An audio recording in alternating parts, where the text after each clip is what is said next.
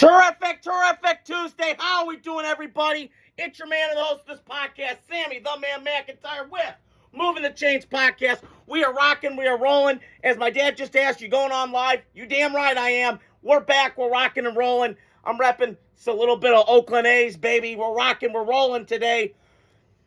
Crazy game last night. Kind of sloppy, kind of pathetic, kind of an albatross kind of game. Sloppy football. But I'm here for it. I'm here for slobber knockers. I'm here for just head spinning, badass, tough guy. Chargers gutted out, gritty. And that was great last night. So 2 takeaways. I'll start with Philly.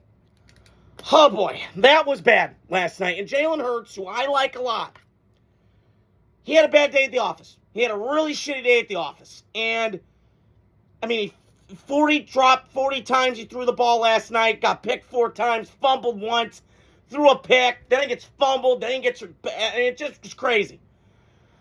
And it was a sloppy game. And the conditions were fine. They were in a dome. They were at SoFi against the Chargers, which I always still call San Diego Superchargers. They used to have that ESPN song back in the day with Chris Berman, my guy. But last night, to me, Jalen Hurts, I gotta say this. He's the problem in Philadelphia. I gotta say it. I gotta come out and say it. You know what reminded me of that last night? Jalen Hurts is the perfect situational quarterback. Circumstance. If my play caller's right, if my offensive line's right, if Saquon Barkley's balling, if I have the best offensive line in football, if my defense is number 1. He's circumstantial. I'm not saying I don't like Jalen Hurts. I do. I like a lot of his traits. And I saw Coward today. He was talking about Jordan Love. And a lot of Jalen Hurts' stuff I like. Great at podium.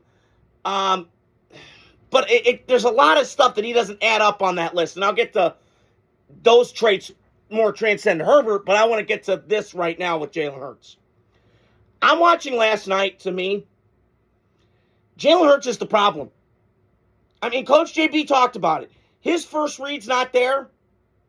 5 steps, hitch, and go. He doesn't hit it. For some reason, he just doesn't. I don't know why.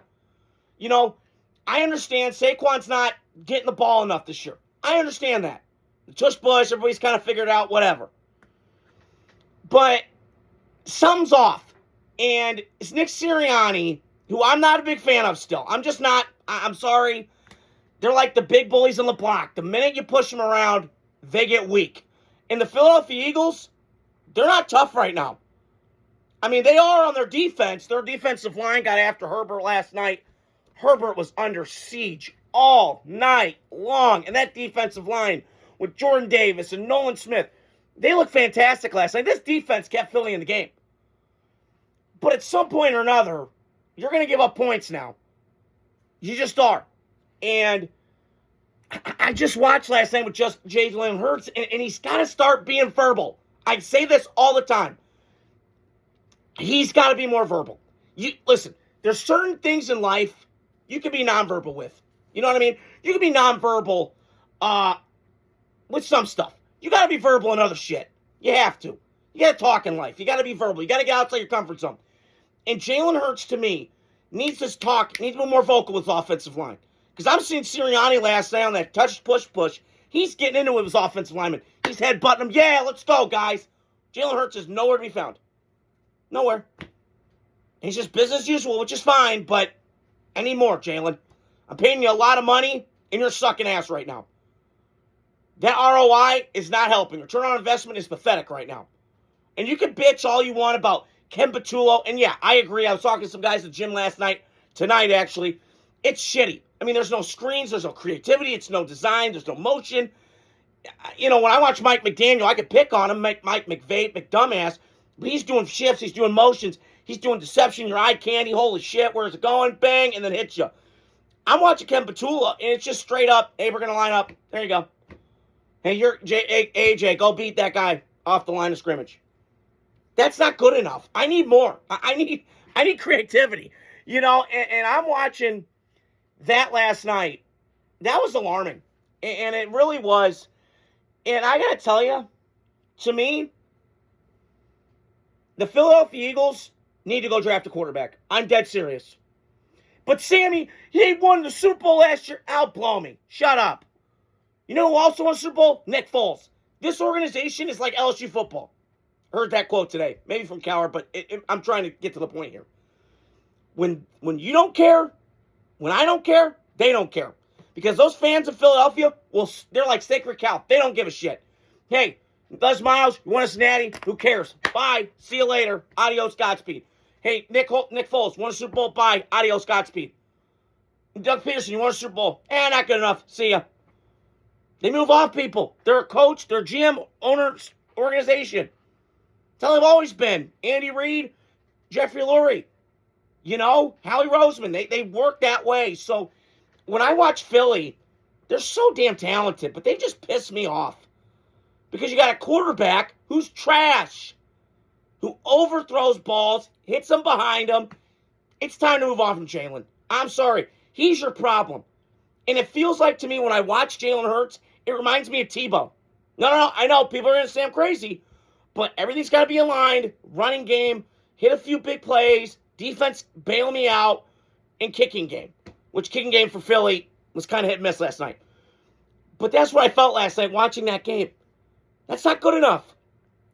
It's the same thing with Caleb, and everybody's just, like this blind, like the blinders are on. When all I say with Caleb is, you need to be more accurate. Like, there's no excuse to be 57% accurate. There's none. With that coach, that offensive line, those weapons, there's no excuse. You're 57.8% completion percentage on the season, which last time I checked, is like 33 out of 34 qualified quarterbacks. Excuse me? You're number one overall pick. I got expectations on you. So, I just, Philadelphia's off, and they're broken. Now, are they done? No. Because they're still probably going to make the playoffs. They're going to win the division because Dallas, they lost Thursday night and they just got an uphill battle. But I just, with Philadelphia, put it all together. Because this Philadelphia team has all the components to be elite. They do. But they're so coordinator dependent. And Jalen Hurts is so everything around him dependent. He's like a water balloon. Hot air balloon. It's all depends on the weather. It's like Miami Dolphins. Hate saying it, but when you put them in like the 50 degrees and 80 and everything's sunny and they're flying around, they look phenomenal. When you put them in that cold, they fold. So I just was very disappointed in Jalen Hurts last night. He had a bad day. I've seen it happen. It's okay. But last 5 games, he's been horrible. By the way, the Eagles have lost 5 straight games when he has to throw just 30 times. Not like 40, but 30. So we saw last year, 10 games in, he was throwing like 30. The Eagles said, throw about 20. So something's got to give. And Philadelphia, it looks bad right now. And why are they not creative? Listen, I could bang on Ken Petula. I thought it was kind of funny and weird that he got his house egged. Whatever. Who cares? Who cares? I'm tired of people getting offended by everything. Just live life a little. Laugh. Funny. It's like that Desmond Watson guy for Tampa Bay. He's a fat wobble body. He weighs 400 pounds. He needs to go lose some weight. We all applaud him and say it's heartbreaking. No, just needs to lose weight. It's that simple. So, I don't like making fun of people's weight, but I thought it was funny. So, in that vein. Okay, so that was my Philly take. Moving forward, Philadelphia's going to be okay. They got to make some decisions on Jalen Hurts and get this kind of ship right. Because if you put a better quarterback with A.J. Brown in this offense and plop him in, I guarantee you Philadelphia's smooth sailing and they're cruising to the NFC number 1 seed. Just my take. Maybe it's crazy, but I don't know. But on the flip side, the Chargers, San Diego Superchargers, they looked awesome last night. Now, not awesome, but the way the crowd was, I will always consider them the San Diego Chargers. Like the Raiders, they're Oakland to me. They just are. And last night, Justin Herbert, please give him some love. Stop hating. I'm looking at these numbers.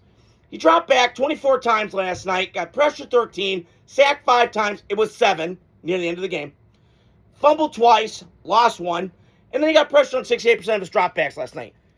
If you don't think that's elite, and he's doing this with no Rashawn Slater, no Joe Alt, bunch of backups in there, you're drunk and you're on drugs. He is elite. Stop it. Even my Dolphin fans, Al and Tim Brooks, they're Dolphin fans. They love Herbert. I do too. I hate playing him twice a year. He's a pain in my neck. But this guy's elite. Stop it.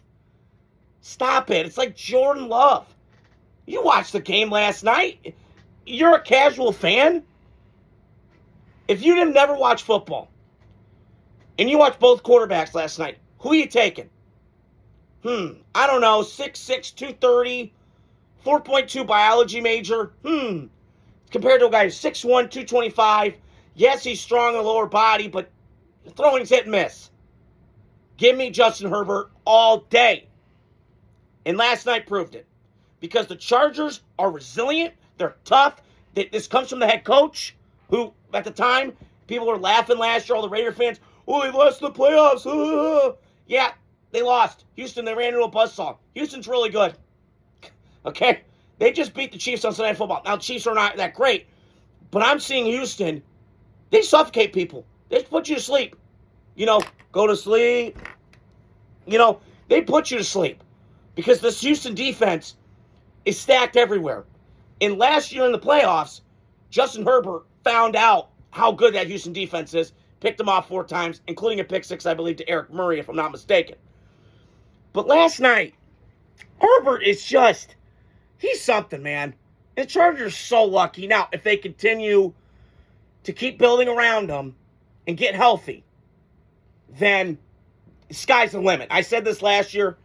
In a couple years, they'll win a Super Bowl. My brother, I know he's a Bronco fan. He likes hating on the Chargers. I get it. They never won one. But as long as you got the Herbert-Harbaugh pairing, you can go to the playoffs every year and get close. And eventually get over the top and win. Because that's how I feel. If I was power ranking the 12 teams that have never won Super Bowls, Texans, Jaguars, Panthers, Falcons, I can go on and on. I know all the 12, but I'm just thinking in my head here. I would say Houston and San Diego and Detroit are the 3 that could eventually get a Super Bowl. I really do. I believe that in my core. But last night showed me Justin Herbert's elite. With no Joe Alt, no Rashawn Slater, backups everywhere, it doesn't matter. Okay? Yes, the Philadelphia Eagles, you lost Lane Johnson. That's one left tackle you lost. Okay, you got Jordan Mailata on the other side, who's a really damn good player. Not all is lost in Philly. I get it. You're using a mistake. I get it. But I'm watching last night. There's a huge thing to me. Justin Herbert's like a fighter pilot. Give me coordinates, motherfucker. Let's rock and roll. Give me coordinates. Tell me where I'm at. Let's go. You don't need any ifs. Justin Herbert is elite. He's Superman. Like Jim Harbaugh said after the game. Just saying. So, I was so impressed with the Chargers last night. Now, how far are they going to go to the playoffs? I think they'll win a game, maybe. Super Bowl is kind of out of the question. It's hard to win a Super Bowl with both your tackles out. I saw that with Mahomes when he played Brady in 2020 in that Super Bowl, because we all saw what happened. Tampa Bay's defensive line just got after Mahomes a lot. Harassed him the whole game. So I don't think that's in the cards this year. But moving forward, you get both those guys on the edges, you're set for a long time. You have the 2 tackles figured out with Joe Alt and Rashawn Slater. So, in the Chargers, the other thing I wanted to throw at you before I hopped into the Titans-Browns game, I know we don't want to talk about it, but I just want to bring some things up, is I'm watching last night, and this is a stat I saw today. They're 13-4, the Chargers, after bye week, after week 8, the last 2 years. 13-4. You know what that is? That's coaching. And that's because Jim Harbaugh is toughness, grit, and everything else about him. Way to go, Chargers. You're 9-4, right behind Denver for the division. I don't know if you're going to win it, but you're right there. Okay, last but not least, the game that I would have never touched with a 10-foot pole, but Cam Ward, my guy, Shedeur Sanders, it's bullshit. He played Sunday.